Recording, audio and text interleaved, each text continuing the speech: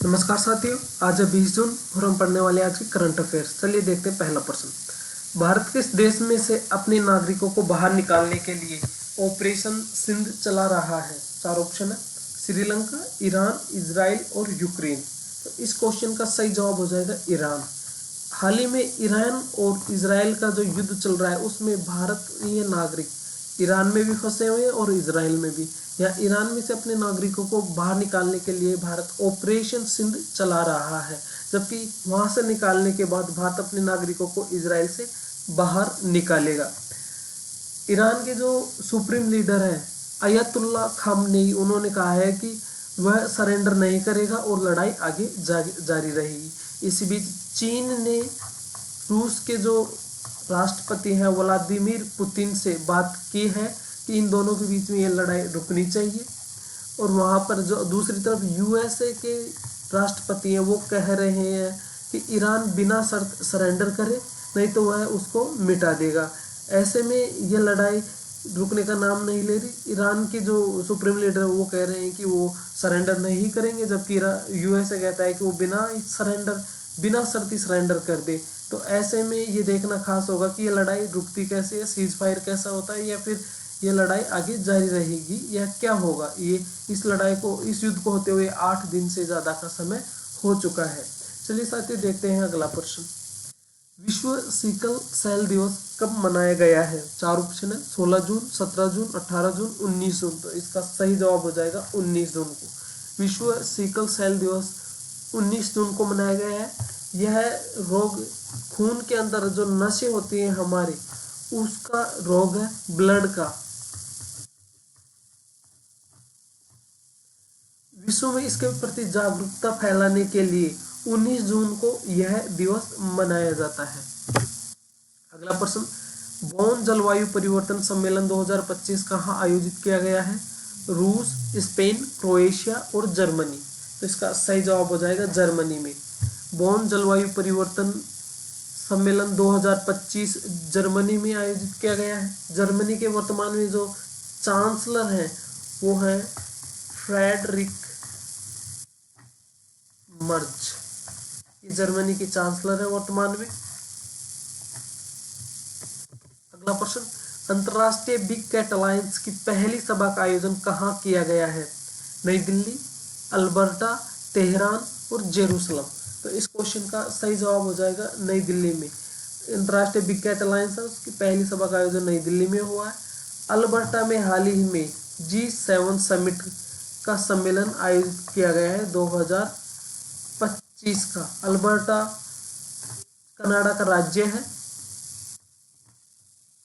इसके 7 सदस्य होते हैं G7 के। पहले 8 थे, 2013 में रूस ने इस ग्रुप को छोड़ दिया, उसके बाद ये 7 ही रह गए हैं।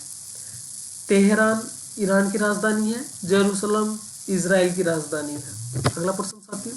हाल ही में सेबी के बोर्ड में किसको शामिल किया गया है? चार ऑप्शन है: रुचिरा कंबोज, अनुराधा ठाकुर, निर्मला सीतारमण और असफ अली। इस क्वेश्चन का सही जवाब हो जाएगा अनुराधा ठाकुर।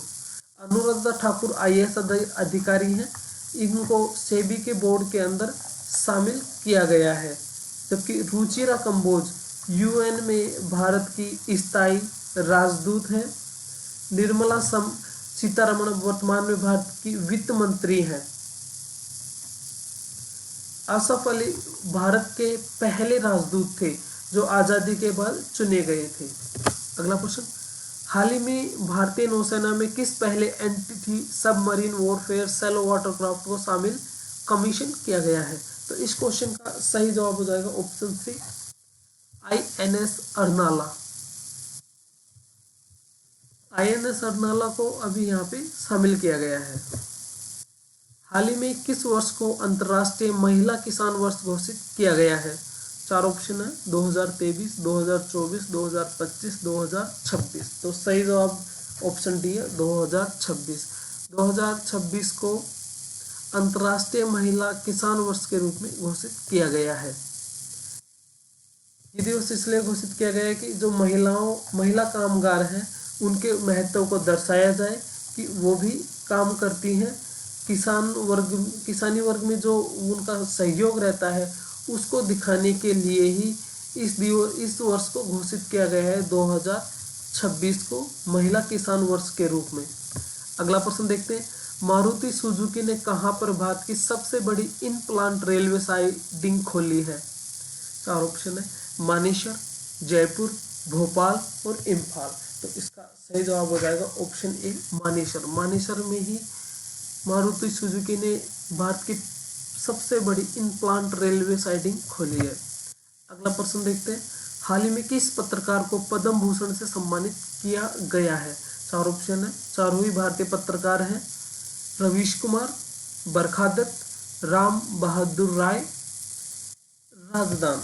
तो इसका सही जवाब ऑप्शन सी है, राम बहादुर राय को पद्म भूषण से सम्मानित किया गया है।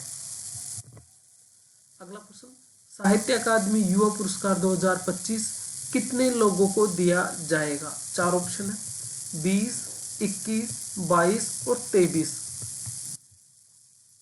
इसका सही जवाब हो जाएगा ऑप्शन डी, 23। साहित्य अकादमी युवा पुरस्कार 23 लोगों को दिया जाएगा।